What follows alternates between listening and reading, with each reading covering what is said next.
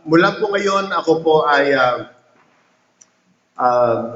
magdadala po sa inyo ng panibago pong aralin. Ito po ay all about faith. I believe this season of this crisis ay kinakailangan po natin na lumakad po sa pananampalataya, knowing that our God is in full control of everything. Kaya po napakahalaga po na tayo po ay gabi-gabi na makinig sa ating pong programang pong ito. Hinihiling ko na rin po na inyo na pong i-share po sa inyo pong mga friends, sa inyo pong lahat ng nasa contacts po ninyo. Kasi tamang-tama, ito po ang ating pong first lesson sa series na ating pong gagawin, Walking in Faith. Napakahalaga po ito. At ang ating pong text ay ating pong matatagpuan sa Genesis chapter 11 verses 31 hanggang po sa 32. And then pupunta po tayo sa Genesis chapter 12 verses 1 to 3. Yan po ay ang account na ito ay patungkol po kay Abraham. So tayo po ay kung mayroon po kayong mga Bible, kasama po ninyo dyan, o hawak po ninyo, nasa iPhone man ito, o kaya iPad, o kaya nasa Android, o kaya sa inyong cellphone.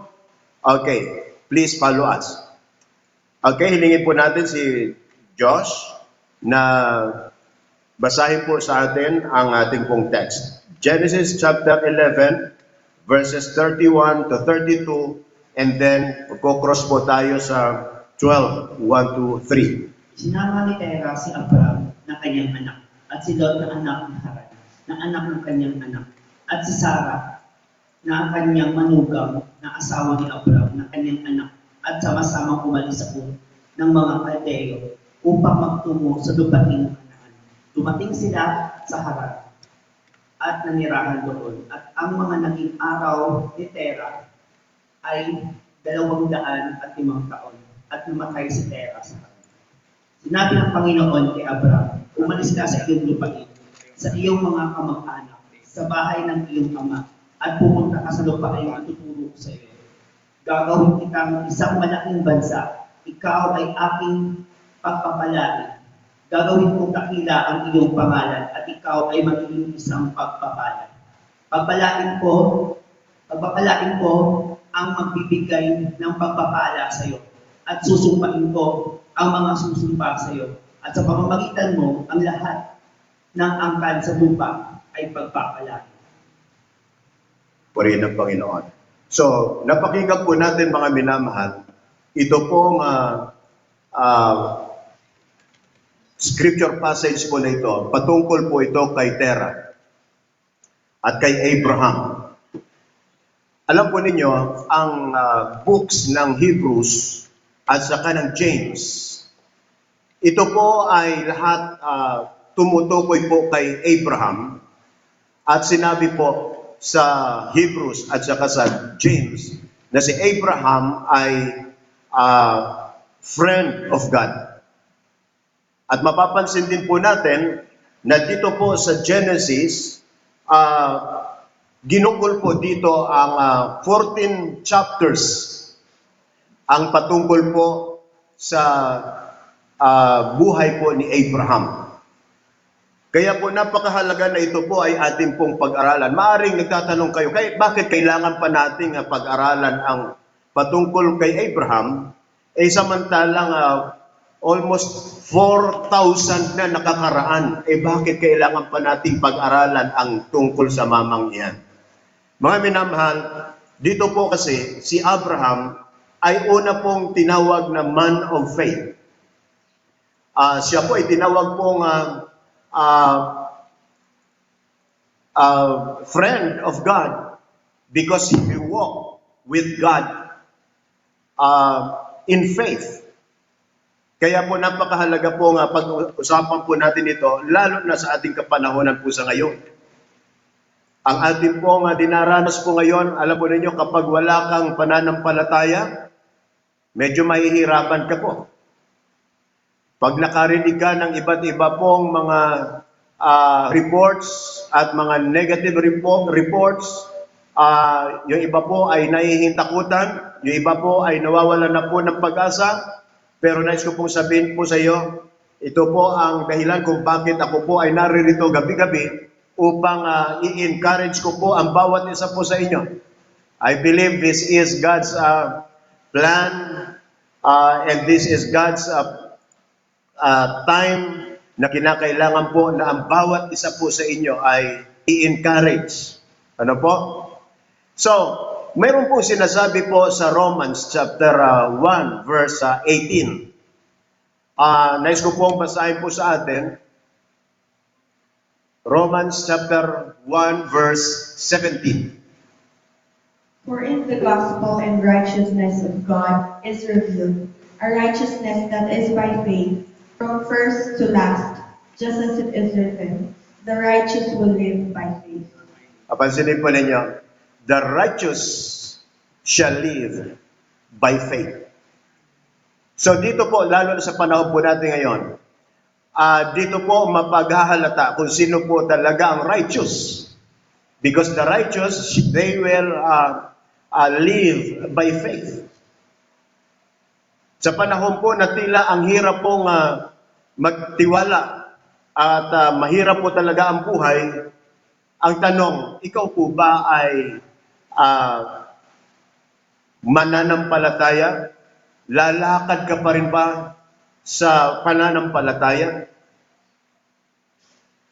Dito po sa ating pong binasa kanina, particularly po sa Genesis chapter 1 o chapter 12 verse 1, sinabi po dito, nasabi dito, nais ko pong basahin po sa inyo.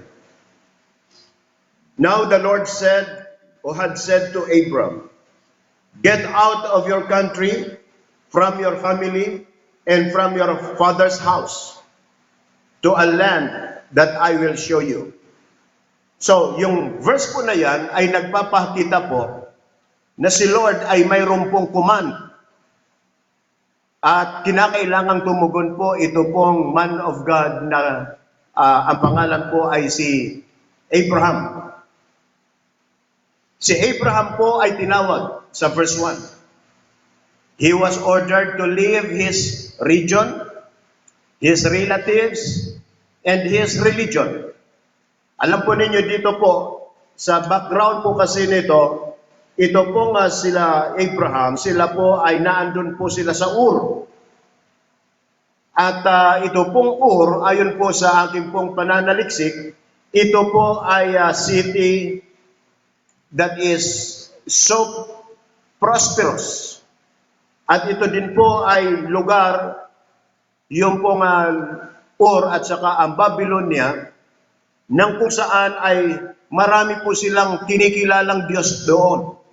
Ngayon, dahil po roon, si Lord ay mayroon pong sinabi kay Abraham, nang sabi, you have to leave your region, your city, your relatives, and your religion. So, yun po ang command po ng ating Panginoon. But he could not follow with faith kung hindi niya po kilala ang Lord.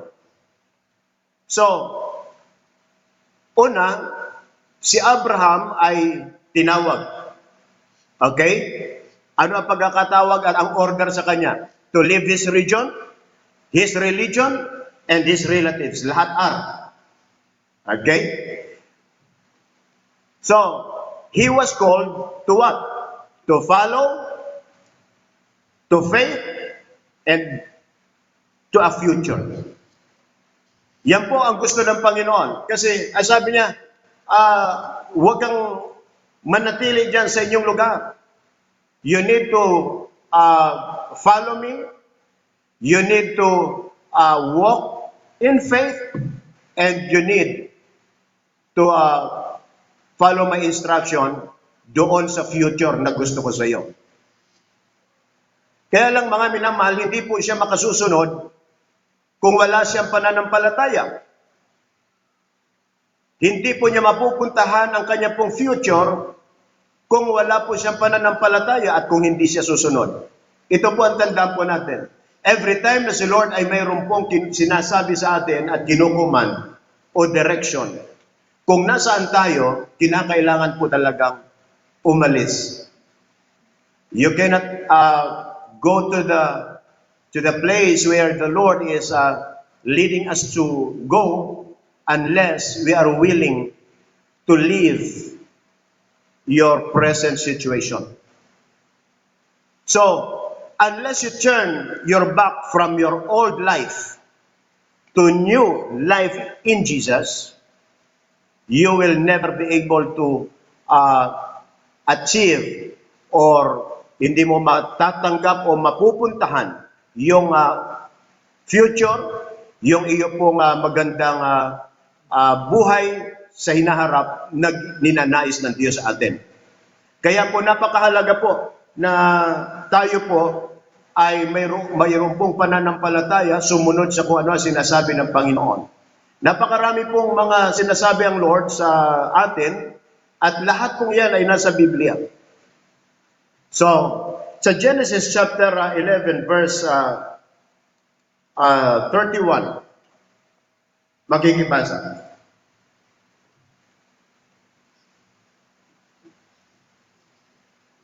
Sinama ni Tera si Abram na kanyang anak, at si Lot na anak ni Haran, na anak ng kanyang anak, at si Sarah na kanyang manugang na asawa ni Abram, na kanyang anak, at sama-samang umalis sa Ur ng mga Kaldeo upang magtungo sa lupain ng Kanaan. Dumating sila sa Haran at nanirahan doon. Okay. So mapapansin po natin, ang una pong nakatanggap po ng talagang tawag ang kanya pong tatay na ang pangalan po ay si Tera. Ano po? Ang una po na nakatanggap po ng tawag at direksyon mula sa Diyos ay walang iba kundi si Tera, yung tatay po ni Abraham.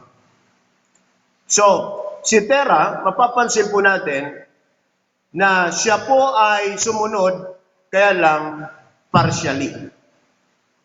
Bakit naging partial? Ang sabi po dito, from Ur of the Chaldeans to go to the land of Canaan. And they came to Haran and dwelt there. So the days of Terah were 205 years, and Terah died in Haran. So ang instruction po sa kanila, from Ur to Canaan, sa Promised Land. Pero mapapansin po natin na ito pong si Terah, yung tatay po ni Abraham, pagdating po sa Haran, siya po ay tumigil po roon. Siya po ay hindi nagpatuloy, siya po ay tumira po doon at doon na po siya inabutan ng pagkamatay. Siya po ay nag-stay po doon ng 200 years. So, in other words, ito pong si Terah, siya po ay nag-obey naman kay Lord, pero partially. Ang sabi, from Ur of the Chaldean to go to the land of Canaan. Pagdating po sa verse 32, ang sabi po doon, Terah died in Haran. Okay. Gusto ko po pakita po sa inyo ang aking pong tatlong points. Ang una po, Abraham was called. Pangalawa, mayroon po siyang wasted years. Bakit? Sapagkat si Terah ay nag-stay po doon sa Haran. Yun ang problem. Nagkaroon po siya ng sarili po niyang diskarte.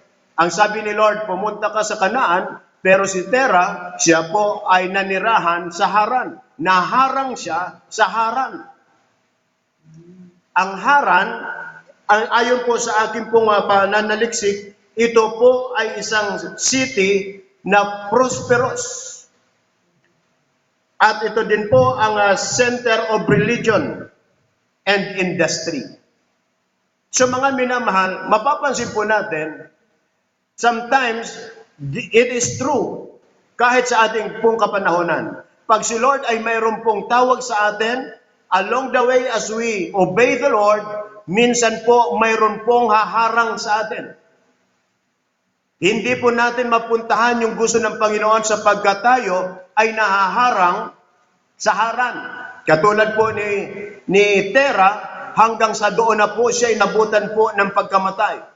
Kasi nga po yung tinatawag po nating delayed or partial obedience is full disobedience. That's what I believe. Partial obedience is full disobedience. Paanong siya po ay nanirahan doon ng pagkatagal-tagal? Si Tera, tinira na siya ng Lordon sa Tera. Bakit? Sapagkat hindi po siya sumunod ng lubusan sa gusto ng Panginoon. Instead na siya po ay tumuloy-tuloy, tumambay sa Haran. Kasi maraming nakakaharang doon. Ano po yon? Ang sabi po, ito pong lugar na ito ay very prosperous. Parang katulad sa Dasmariñas. Our city is so prosperous. At kung ikaw po ay hindi mag-iingat, out of this prosperity in this city, yan po ang haharang sa iyo. Kaya po ngayon, lalo na ngayon, high-tech na po ang technology. Parang ganyan po. Yung prosperity, yung pong advanced technology, minsan po yan po ang haharang po sa atin. Wala na tayong panahon sa pakikinig sa kalooban ng Diyos. Hindi na tayo nakasusunod sa Kanya pong mga panukala sa ating buhay. At minsan, yung mga bagay na mahalaga, yung turo ng Diyos, yung nais ng Diyos, yung direction ng Diyos, yung tinig ng Diyos, yung boses ng Diyos, ang lahat ng ito ay hindi na po natin binibigyan po ng pansin. Tayo po ngayon ay nakatutok saan? Sa prosperity na ibinibigay ng mundong ito. By the way, mga minamahal, hindi tayo taga rito sa ibabaw ng mundo. This is our temporary abode. This is our temporary place. Ang talagang gusto ng Panginoon, kasi tayo nung likhain tayo ng Diyos, mayroon pong eternity inside of us. Pag namatay tayo, hindi po tapos na. Tayo po ay magpapatuloy ang ating buhay. Si Tera, mga minamahal, siya po ay mayroong pong tinatawag na partial obedience. I believe in God. Partial obedience is full disobedience. Kaya doon na siya inabutan. Meron pong mga humarang sa kanya. By the way, what is the meaning of the name Tera? Tera means delay. Tera means to be stationary. At hindi ka mabibless na Diyos hanggat ikaw ay naririyan sa hindi pagsunod. Pag hindi ka sumusunod, God just cannot bless you. Same thing with Abraham. Si Abraham, hindi po siya na-bless until such time na mamatay ang kanyang tatay. Kaya po, mga minamahal, ang tanong ko po ay ito. Ikaw po ba ay mayroong Tera sa buhay mo? Sino ang Tera ng buhay mo? O ano ang Tera ng buhay mo? Na nagkokos ng delay, na nagkokos na o humahadlang, humaharang sa iyong pagsunod sa kalooban ng Diyos. Mga minamahal, kinakailangan na ma-identify po natin kung sino po ang Tera sa buhay mo. Tirahin mo na bago ka patirahin ng Diyos. Kaya mga kapatid, ano po ang mga Tera na humahad lang sa iyo pong pagsunod sa kalooban ng Diyos? Sino ang mga terang ito na humahad lang sa iyong pagsunod? Alam po ninyo, minsan, yung pong tatay nagigipong Tera sa gabal, hadlang sa pagsunod ng kanyang mga anak. Ako po, pastor na po ako at karamihan sa atin pong mga members po ay mga kabataan. Nakalulungkot na minsan yung kanyang mga magulang, siya pa ang hadlang upang hadlangan ang kanyang anak sa pagsunod sa Diyos. Minsan naman, maari ang Tera sa buhay mo ay boyfriend mo, o kaya girlfriend mo, o kaya asawa mo, o kaya mga kaibigan mo. Yung mga, mayroon kasing mga peer pressures. Mga minamahal, you need to identify who are these Teras in your life. So, ang tanong ko rin ay ito, ikaw ba ang Tera sa ibang tao? Ikaw ba ang hadlang sa ibang tao? O ikaw ba ay mayroong mga taong humahadlang sa iyo? Meron bang mga bagay na humahadlang sa iyo sa calling ng Diyos sa buhay mo? So, kinakailangan po natin mga kapatid na itanong po ito sa ating mga buhay. Sapagkat ang totoo, hindi mo mararating ang pagkakatawag ng Diyos sa buhay mo hanggat meron pong Tera. Mapapansin po natin dito, si Abraham, hindi po siya nagamit ng Diyos hanggat yung pong Tera sa buhay niya ay buhay. Sa mga magulang, huwag sana kayong maging Tera sa inyong mga anak. Bagkus kayo dapat ang tumulak sa inyong mga anak upang sila ay maglingkod, sumunod sa ating Diyos na buhay. Instead na ikaw ang sagabal, imbes na ikaw po ang hadlang, kinakailangan na ikaw ang unang-una na tumutulak sa iyong anak para maglingkod. Ako po ay pinagpala ng mga magulang sapagkat nung ako po ay 17 years old, ang aking pong tatay at ang aking nanay, talaga pong sila ang nagtulak sa akin na sabi, anak, gusto kong magkaroon ako ng anak na pastor. Gusto kong mayroon akong anak na naglilingkod sa Diyos. Alam po ninyo, sila po ang isa sa ginamit ng Diyos. Instead na maging Tera, maging hadlang, maging sagabal, mga minamahal, ang magulang ang dapat po na number one, na nag-i-encourage, tumutulak, sumusuporta sa paglilingkod sa ating Diyos na buhay.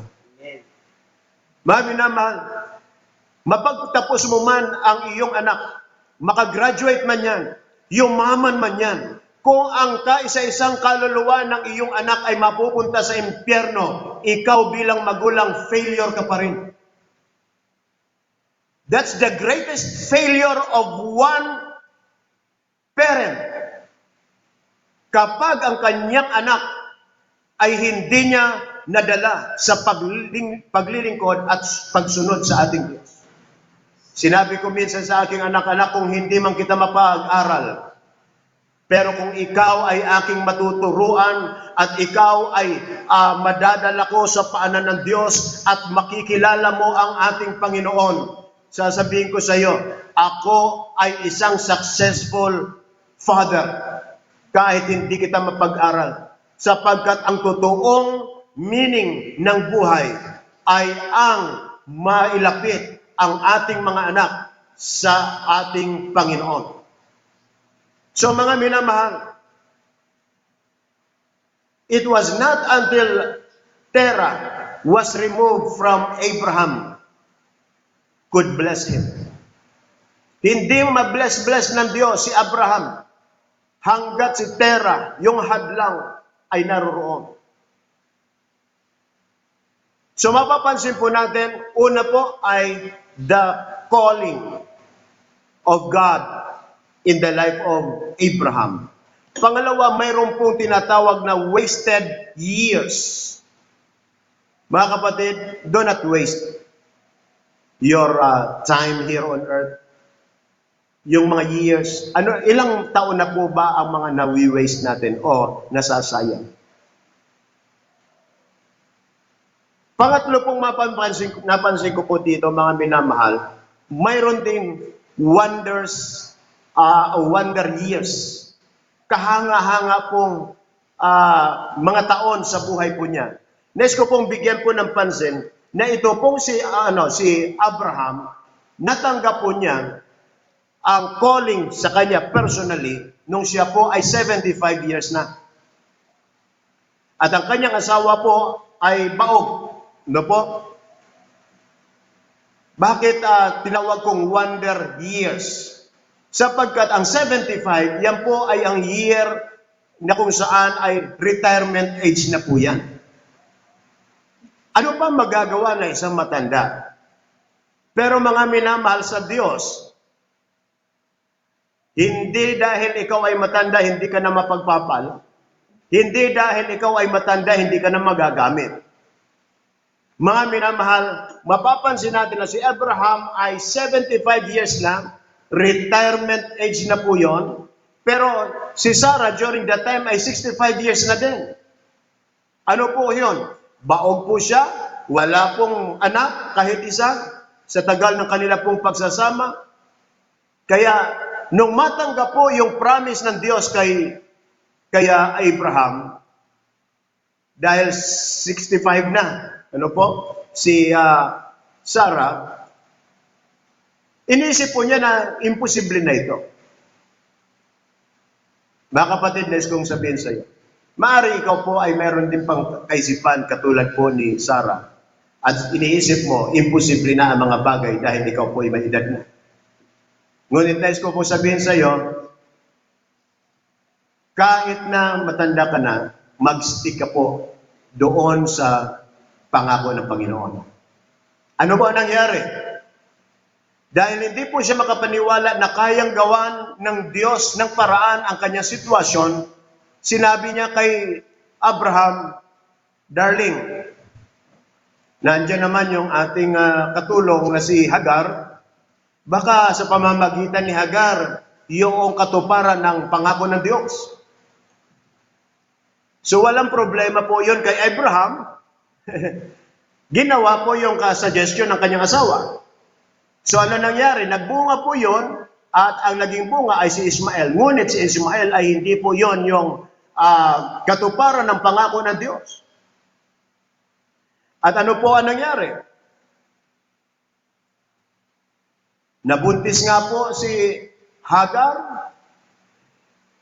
Ngunit mga minamahal, sa pagkakataon na yon, hanggang umabot pa po ng 25 years.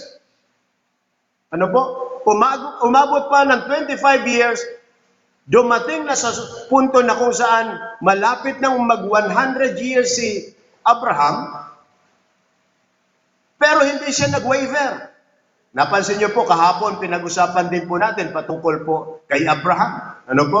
Kaya ito, ikinunig ko na lamang po na itong pag-aaral natin. So hindi nag-waver ang kanya pong pananampalataya. Okay? Siya po ay nanampalataya sa pangako ng Diyos.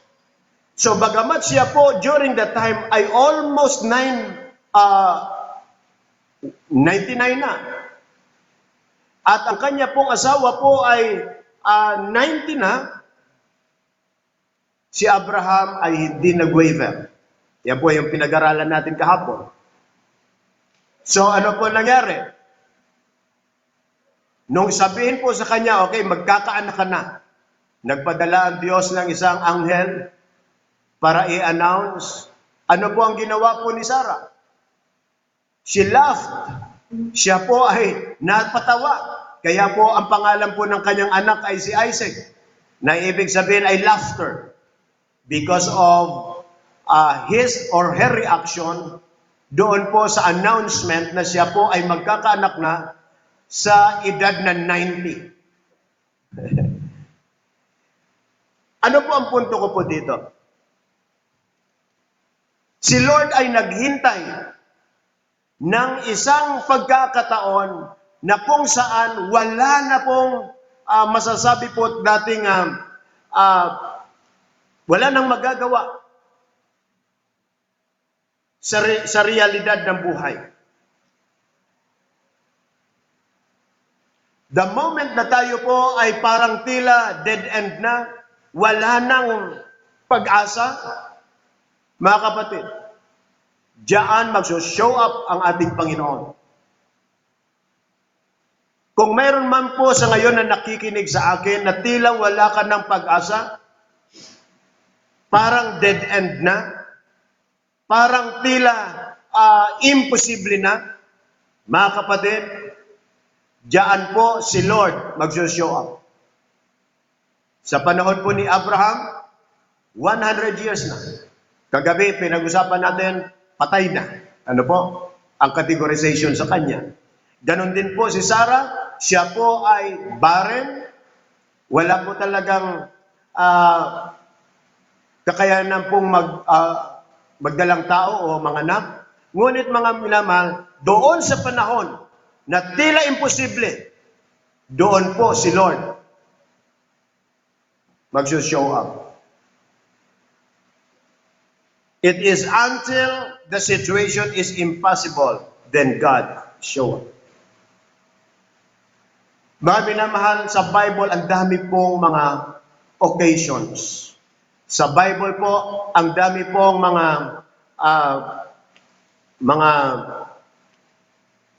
kaganapan na kung saan si Lord ay nag-show up nung panahon na wala na po silang pag-asa.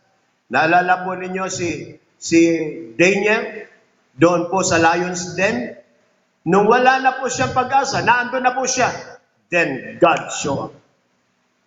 Nung panahon po ni Shadrach, Meshach, and Abednego, wala na pagkakataon.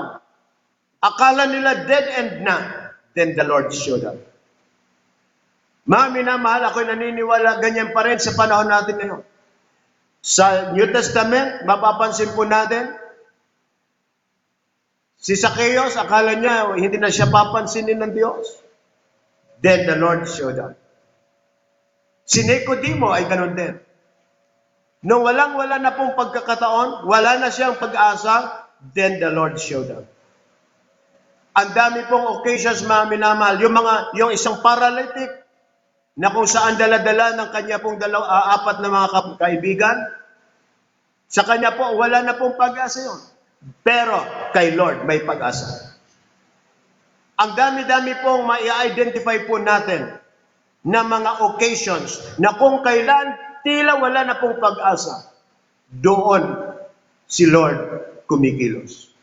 Sa akin pong buhay, marami po akong pagkakataon na ganyan.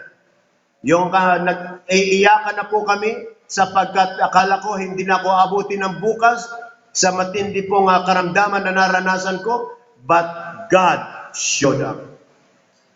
Kung ngayon mga minamahal, ikaw ay po, mayroon pong karamdaman, if you will only believe in the Lord, right now, I believe God will show up. Gagalaw at kikilos ang Diyos sa iyong buhay. Kaya po mga kapatid, kinakailangan na tayo ay magtiwala sa Diyos. He is the same yesterday, today, and forever. Alam po ninyo, itong mga binanggit ko pong mga tao pong ito, nakaranas po sila sapagkat sila'y nanampalataya. Yung 12 taon na po na siya po ay dinudugo, pinuntahan na po niya iba't ibang hospital, pati po mga quack doktor, pinuntahan na po, naubos na ang kanya pong mga ari-arian. Pero, nung gano'n na ang sitwasyon na, si Lord ay dumaan. At dahil sa pananampalataya, siya po'y gumaling. Ilang pong occasion sa Bible na patay na po. Patay.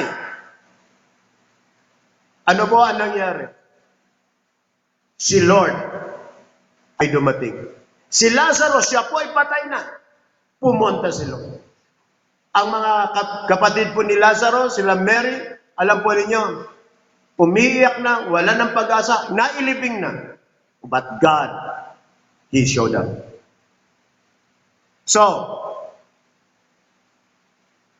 mga minamahal, akala po ng mga apostoles, wala ng pag-asa sila sapagkat yung kanilang master, si Jesus Christ, ay kanilang nakita ng kanila pong mga mata na inaristo, pinarusahan, pinatay o ipinako sa cross, sinibag, patay, nilibing. Pero hallelujah, sa panahon na akala po ng iba, wala ng pag-asa, kahit ang kanyang mga apostoles ay nagsi-backslide na, pumunta na sa iba, at maging si Thomas, nag-doubt na, hindi ako maniniwala na siya mabubuhay. Alam po ninyo, the Lord showed up. Early Sunday morning, He showed up. Mga minamahal, napakahalaga po ang bagay na ito. We need to put our trust, we need to put our faith in the Lord. Whatever the situations you are in, the Lord Jesus Christ is alive. Si Lord ay Diyos na buhay. Ang Diyos ay mayroong magagawa. Siya po ang Diyos na makakagawa sa iyo pong sitwasyon. Sa iyo pong mga impossibilities, siya po ay a-appear. Siya po ay mag-show up. At siya po ay nais at handang tulungan tayo. Alam po ninyo, ito po si Abraham. Natanggap po niya ang tawag sa kanya ng Panginoon, 75 years po siya. Pero alam po niyo, mula po nung siya po ay sumunod kay Lord, hanggang siya po ay namatay po siya 175 years. So in other words, 100 years ang kanyang journey with God. Full of faith. At alam po ninyo, yung pangako, yung kanyang lineage, alam po ninyo kung saan nanggaling si Jesus Christ? Dahil po kay Abraham. Sa kanya pong mga inapo, diyan lumabas si Jesus Christ na siyang ating Panginoon. Kaya sinasabi po sa Galatians, ang sinuman na nanampalataya kay Kristo Jesus, siya din po ay mga anak ni Abraham. So kung ikaw ay anak kay Kristo, yung lineage, ikaw po ay maisasama sa kanya pong mga anak. So we need to put our trust and faith to the Lord. Ano man po ang iyong pong kalagayan, mga kapatid, nais ko po nga sabihin sa iyo, our God, the Lord Jesus Christ, He is able to bring you the desires of your heart if you will believe. So sandali po ito, nais ko pong magtapos po sa pamamagitan po ng panalangin. Tayo po ay mananalangin. I will be declaring, okay, by faith, receive your the desires of your heart. Ano man po ito? Ikaw ba ay may karamdaman? Ikaw po ba mayroon pong kahilingan kay Lord? So ngayon po, put your trust and faith in the Lord Jesus. At ako ay naniniwala, hindi kanya i-fail. Si Lord ay natutuwa sa mga nananampalataya sa Kanya. Tayo po ay manalangin. Amang banal, sa sandaling ito, salamat sa iyong mga salita. Dalangin ko po, Panginoon, na ang lahat ng mga kapatid na ngayon, O Diyos, ay nakapakinig ng iyong salita. Lord, isilid mo po sa kanila ang pananampalataya. At Lord, dinadalangin ko po, i-prove mo po sa kanila, Panginoon, na ikaw ang Diyos na nagmamahal sa kanila. Panginoon, i-prove mo sa kanila, Panginoon, na sila ay mahalaga sa inyo. at sila, Panginoon, ay gusto mong magtiwala sa inyo. Lord God, I know that you are a gracious God, you are a loving God, and Lord God, you said, Lord God, in your word, that you will never leave us. And Lord, sinabi mo sa iyong salita, sa mga nananampalataya, walang imposible sa kanila. Lord, in Jesus' name, I come before you. I join my faith with them. And Lord God, in Jesus' name, pagpalain mo po, Diyos, ang kanilang mga buhay ayon sa kanila po, Panginoong mga ninanais at kahilingan sa inyo. Lord Jesus, right now, I pray for miracle. I pray, Lord God, for your supernatural intervention, Lord God, in their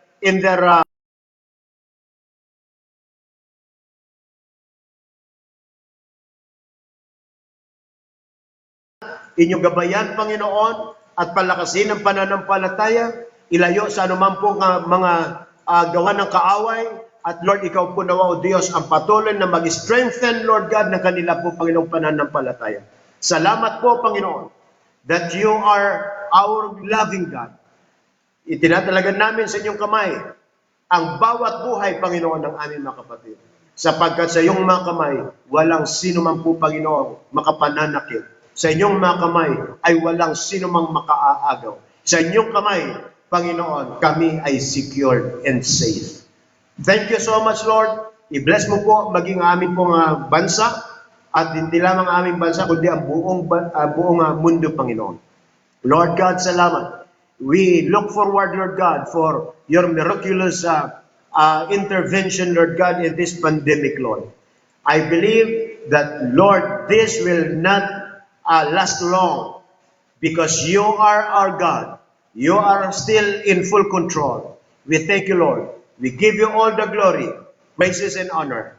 In Jesus' name, amen, amen, and amen. God bless you, mga kapatid. Purihin ng Panginoon sa inyo pong mga buhay. Meron po ba tayong mga prayer request? Meron ba? Wala naman?